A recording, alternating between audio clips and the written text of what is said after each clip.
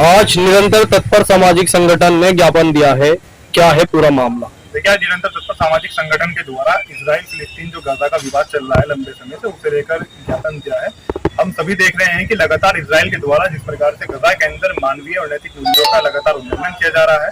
जिस इजराइल को यूएन के द्वारा मान्यता दी गई थी, वो इजराइल किस प्रकार से यूएन को अपनी आंखें दिखा चुका है, ये हम सभी ने देखा है। और फिलहाल भी अगर हम अभी 24 घंटे की बात करें तो इसके अंदर का भी अगर मैं आपसे डेटा की बात करूं, लगभग 14,000 बच्चे जो हैं उन तक खाद्य सामग्री न पहुंचने के कारण वो मौत के मुंह में जाने के लिए बिल्कुल तैयार है। मतलब छोटे मासूम बच्चे, जो 2 महीने का बच्चा है, 2 दिन का बच्चा है, ऐसे बच्चों से भी इजराइल को खतरा है। इतना कमजोर हो चुका है इजराइल।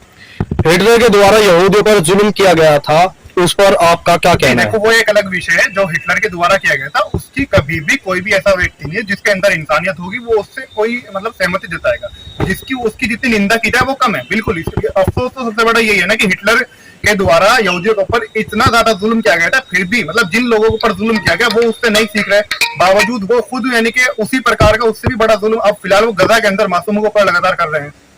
गाजा फिलिस्तीन इजराइल मामले का भविष्य किस प्रकार से देखते हैं आप? अभी जो आपने बात कही है कि भविष्य कैसे देखते हैं, जो हिटलर के द्वारा जो उनके ऊपर जो जुल्म किया गया था, देखिए वो पूरी तरीके से अकल्पनीय है। यानी कि उसकी निंदा पूरी तरीके से की जानी चाहिए और हर व्यक्ति करता भी है। और ज्यादा कि इनके फ्यूचर की बात है तो लगातार अब आप एक चीज और देखिए, इसके अंदर डोनाल्ड ट्रंप जो है यानी कि अमेरिका जो है वो इजराइल के साथ कंटिन्यू खड़ा है, उसको हथियार भी प्रोवाइड करा रहा है और साथ ही साथ इसके अलावा क्या कर रहा है, इसके अलावा आर्थिक रूप से भी उसकी सहायता कर रहा है। लेकिन डोनाल्ड ट्रंप खुद मान चुके हैं कि अब मानवीय सहायता जो है, खाद्य सामग्री वितरण की आवश्यकता है।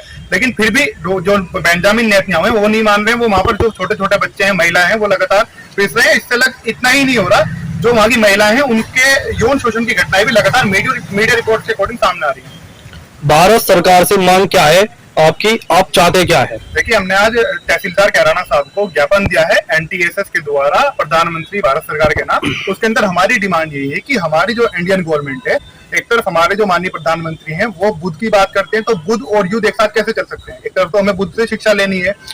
भारत सरकार, हमारे जो राष्ट्रपिता रहे हैं महात्मा गांधी जी, या पूर्व में जो हमारे देश के स्वर्गीय माननीय प्रधानमंत्री रह चुके हैं स्वर्गीय अटल बिहारी वाजपेयी साहब, उन्होंने भी कहा था कि अरबों की जमीन इजराइल को खाली करनी पड़ेगी। यानी कि उन्होंने भी फिलिस्तीनियों के अधिकारों की बात की थी। एक तरफ भारत फिलिस्तीन के साथ हमारे संबंध भारत फिलिस्तीन के पहले से ही अच्छे रहे हैं। चलो, कूटनीति और अंतर्राष्ट्रीय समुदाय की भी अगर बात करें तो इसको फिलहाल अगर मौजूदा स्थिति के अंदर देखें, भारत सरकार उसके ऊपर दबाव डाले इजराइल के ऊपर, और इजराइल अगर फिर भी जुल्म करना नहीं बंद करता, लगातार जिस प्रकार से शोषण कर रहा है, तो भारत सरकार अपनी ओर से राष्ट्र मान्यता रद्द करे इजराइल की। यही एक सोल्यूशन है, क्योंकि हम मानवतावादी भारतीय संस्कृति का पालन करने वाले लोग हैं, हम हिंसा वाले लोग नहीं है।